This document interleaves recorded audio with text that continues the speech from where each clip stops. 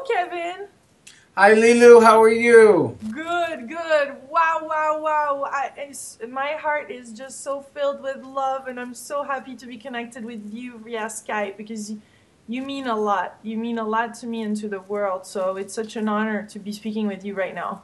It is an honor to be speaking with you. And Lilou, I am so proud of you. I think back on those days when we were in Miami together and we were kind of getting started with our lives and we crossed paths, and I've just watched you, set the world on fire with your exploration of the law of attraction, and just how you built a worldwide community and all the wonderful things that you've been doing. I'm just so proud, in your book and everything.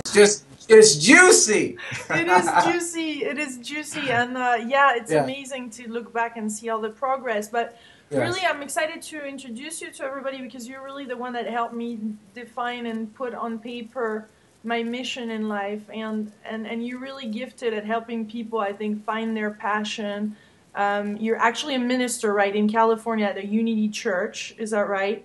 Yes. And Yes. you're an author, you're a seminar leader, you're a speaker. But really, Yes. again, that you're truly gifted at helping people find their passion and their purpose. And so tell me about that. Tell me how and why it is so important for us to fulfill our purpose in this lifetime. I believe each and every one of us was designed to shine. And I believe that when we are operating in congruence with a purpose that is bigger than ourselves, it gives us permission to shine and sparkle and shimmer. I believe our purpose energizes us and empowers us.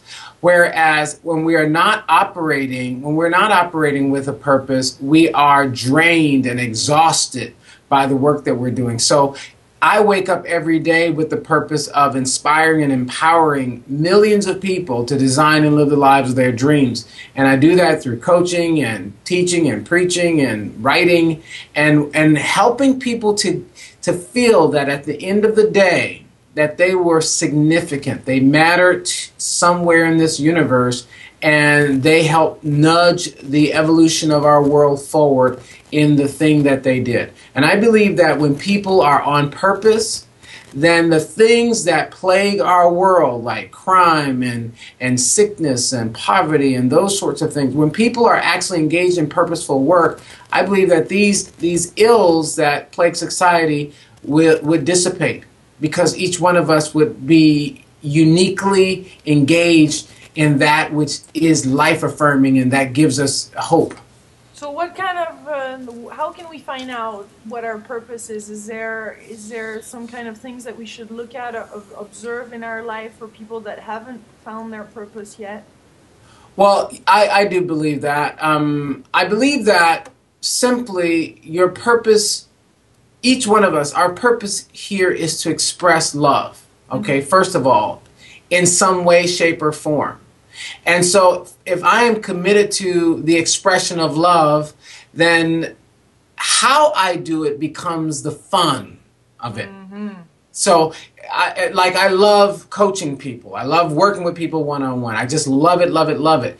And so I bring love to that, but how I bring love is through the one-on-one interaction, engaging people meaningfully in their thoughts. So what I suggest that people do who are interested in discovering their purpose is check in with your gifts. What gifts do you have? I call them your freebies. What are your freebies? Those things that you came to this planet doing quite naturally. They come very easily to you. One of those things for me is speaking. Since I was a little guy, I could speak well, and my mom used to have to shut me up because I talk so much.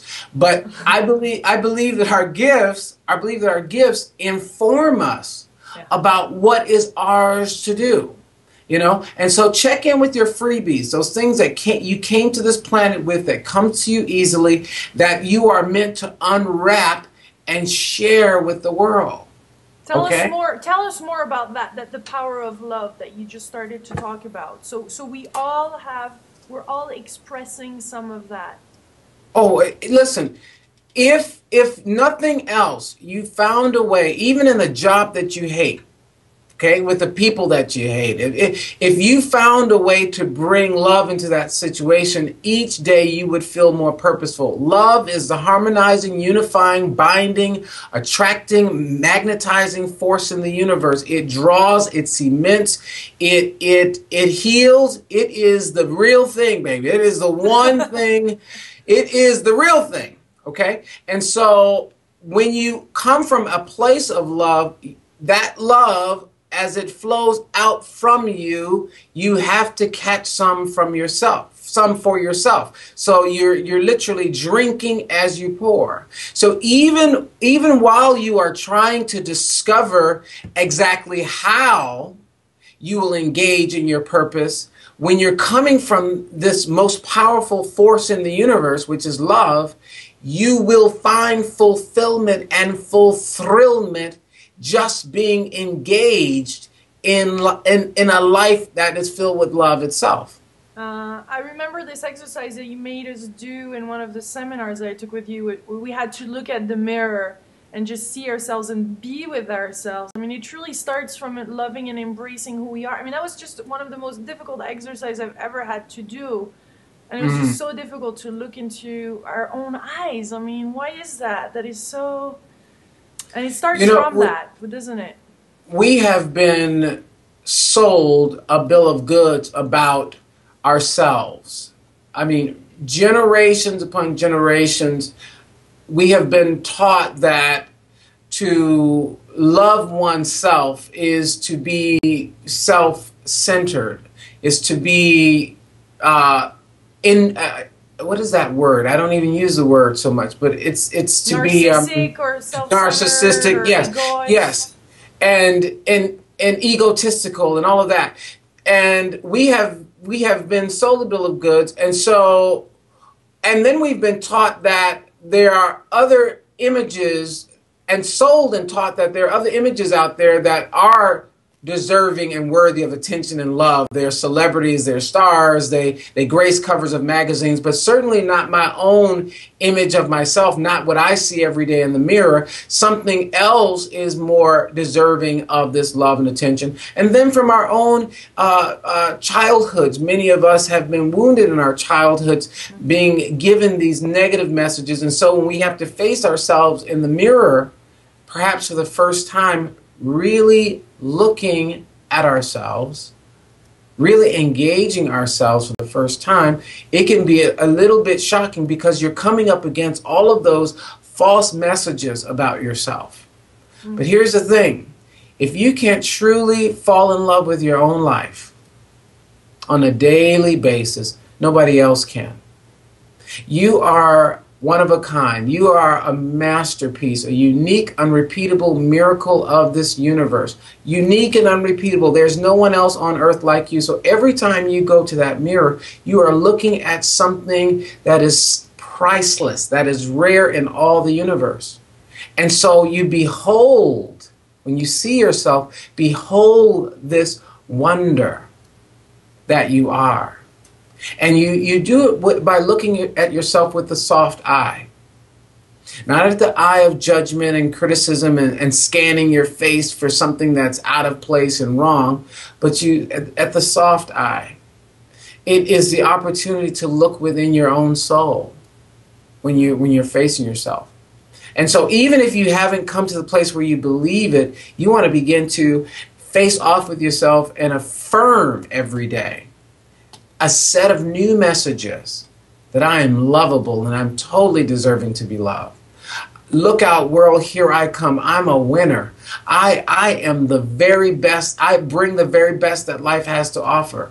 I deserve the best that life has to offer. Life loves me and I love life. And you're saying these things to yourself, and you begin to realign yourself with a more positive and affirmative way of seeing. And then what will begin to happen is you'll begin to see your world differently. The world will begin to sparkle. Other people will begin to sparkle. You will not be so judgmental and critical and fearful and you know what I'm saying? You'll be you'll behold the same goodness in others because you have found it within yourself.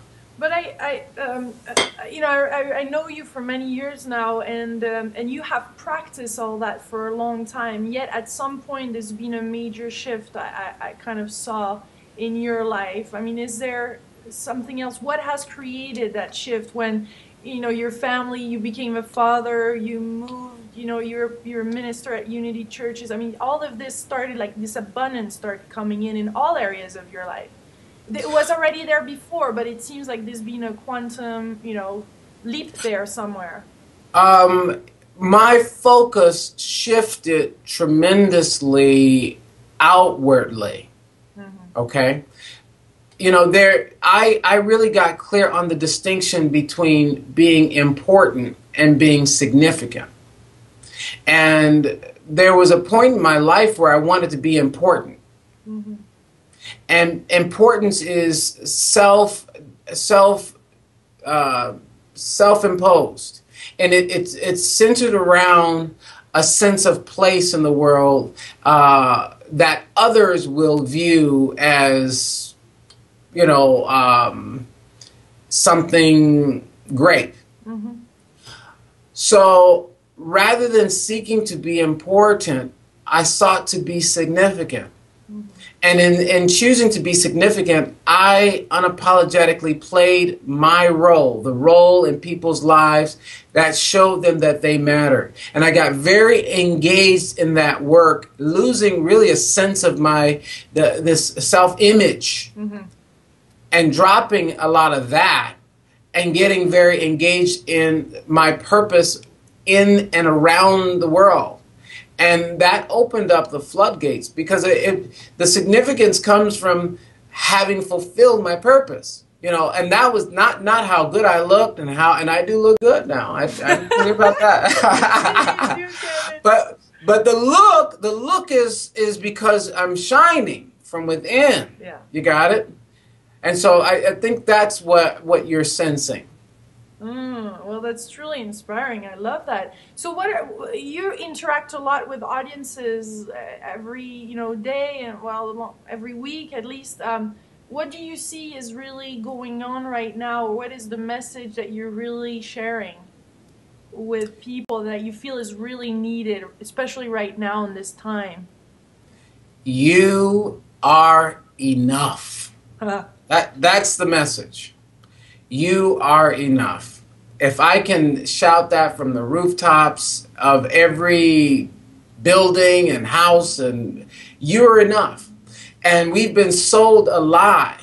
And if you turn on any television set and watch any commercial, the commercial in 30 seconds is going to tell you you're not smart enough, enroll in this school, you're not pretty enough, buy this beauty product, you're not rich enough, get this loan, you're not there. Before you finish the day, you're going to be bombarded with messages of not enoughness.